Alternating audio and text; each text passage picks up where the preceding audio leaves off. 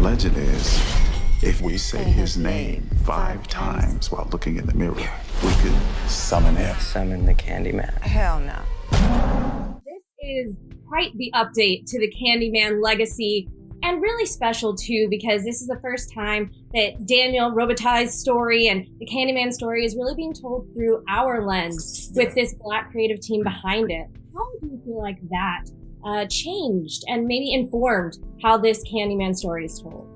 Having a Black creative team behind this allows us to make it our story and allows us to tell a tragic figure. We sort of remember him as a villain. History remembers his bad deeds. And this version of Candyman gives us a chance to take back his story and to present a character who was turned into a monster, you know, and we present a character who has a soul and someone who we can be empathetic towards. It's really a form of taking our narrative, our history, and our trauma and telling it back the way that we desire to tell it. You know, hopefully that's what the audiences, you know, get from this as well. It's been really beautiful to be a part of the Candyman legacy, and especially with a character like William Burke, because he is an everyman.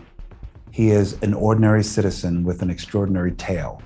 He is someone who has suffered a lot of the slings and arrows of his humanity, and he suffers with a lot of trauma. And he's someone who's really trying to do the work, I believe, in this community of amplifying all that has went down in this community and saying you cannot erase it by just tearing these buildings down. If you want us, want all of us. And that means you got to unpack our trauma too. You see him as a child and he had this pure heart, but you see him witnessing the brutalization of another Black body as well, many others, the effect that it's had on him and the long-term effects that it's had on him and his community as well. So that's why I think he's such an important character in the canon of not only horror, but also with the Candyman legacy. And I had a great time, and I felt very blessed that Jordan Peele wrote this role specifically for me.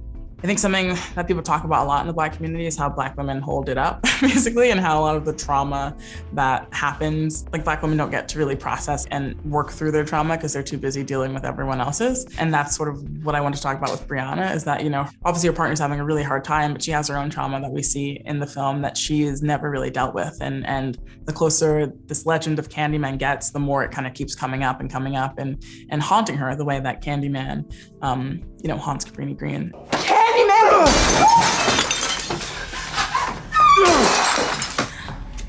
Don't say his name. Don't follow me. So that was something I really want to talk about because I see it and I've experienced it myself. And I thought that was a really important part of the love story.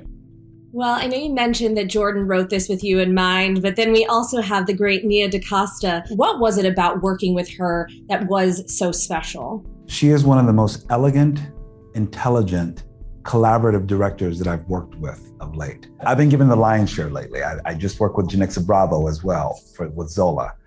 And I think they share a sisterhood. And with women, especially Black women, once they were able to get to the line, they were ready and prepared for that and to seize the day for their opportunity. Because we know how difficult it is for a Black woman in this industry to get to that line to lead a film. And Nia led with so much grace and intelligence and humor. And it was just a really lovely time on set. We're just committed to what we're doing. I felt like we were making a very small film, to be very honest, because we were shooting locally, we were shooting on locations. Everything about it felt community-based. You know, it's a very large film, but it's very simple when it comes to its ideology and its questions that we're wrestling with in our culture. And so she guided it beautifully. First, I had a conversation with Jordan. He said, hey, you know, I'm doing this thing, doing Candyman, and I want you to be a part of it, but I want you to talk to Nia, you know, because Nia was gonna be at the helm of it. We didn't even talk about Candyman. We talked about filmmaking. We talked about drama school. We talked about acting. We talked about some of her favorite films. And she told me how she wanted to make the movie. She referenced The Fly, she referenced Rosemary's Baby and a couple of other films. And I said, oh, this woman has class and she has taste and she's really, really smart. She was somebody who I knew that I could entrust my talents with and that she would take care of me. And you know, that was definitely my experience from start to finish. Well, what was the most complex part about playing Anthony? I think one of the most challenging things about this one was taking the story of Anthony's trauma and the history and the things that were happening to him, you know, and knowing that a lot of times you can't really see trauma. Trauma doesn't really manifest on the outside. It manifests on the inside, mentally, with our changes in behavior or health or sleep patterns and things like that. Then the history of trauma, not necessarily Anthony's trauma, but lineages of trauma that landed in Anthony's lap, began to manifest on the outside of his body. And that was something that I carried with me throughout the performance, and how that allowed his physicality and his emotionality to change as the movie progressed. Was this a lot of green screen, blue screen? And also, how does that compare to something that you're used to working with in like an Aquaman or maybe even Matrix? Yeah, no, this one didn't have any green screen for me, which I enjoyed. I enjoyed being able to stay in the natural, real world for this as much as I could. Does that mean there were bees that you were working with on this one? And if so, did you negotiate a bonus like Tony did for any bee stings? Oh man, Tony was a smarter man than me with the sting bonus, but luckily I was safe throughout this. There were some crafty workarounds for our version of Candyman that kept me safe. I didn't have to get stung by any bees in this. But what about having Tony Todd as a part of this film? I do appreciate everything that he did for the original series, and hopefully the job that we did with this one will make him proud and will leave audiences satisfied as well. I did not get a chance to lay eyes on the dear Tony Todd. I would bow down to this man and his legendary presence, but I'm glad that he's a part of it, truly. It's just nice because I think it is legacy.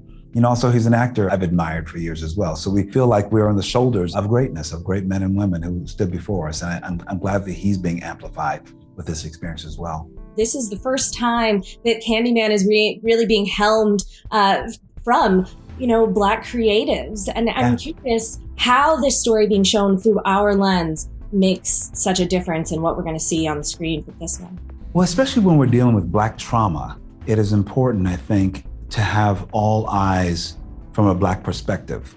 And that means in every department. So you see, it's beautiful. I love seeing Tiana's dark skin and her hair in these thick locks and things like that. There's nothing codified for another audience. It's like, if you don't understand, you won't understand. But we're engaging you to say, go with us, just like we go with you. When we go to your story in Ireland, we go to your story here. We don't have to, we're not making it for you. We're making it about our experience, and we're inviting you into the conversation. That's what I think is important about this. There's no dumbing anything down or saying that our audiences won't go with us, or we have to code switch in some way. We're showing you our operating systems, and you just have to get on board and go on the ride with us. Yes, stories like that do matter.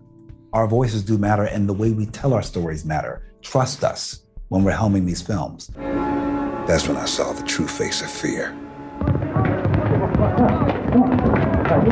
It really feels like the Say My Name as the Candyman is really being used as a conversation about the movement, and a conversation more about, what the Black experience is and how it relates to the Black men we've seen in real life killed in our community.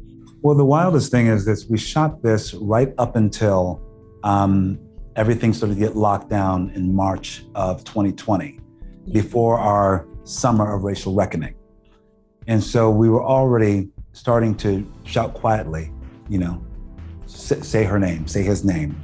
And then it reverberated even more so in the streets. And then at the end of this, now we're on the other side, hopefully coming out of this pandemic, but also, fires aren't burning in the street every day, but we know that these issues are really prevalent. And we have this film as an extraordinary examination of so much, of art, of commerce, of criticism, of racial reckoning, of Black trauma and pain, and how do we process it?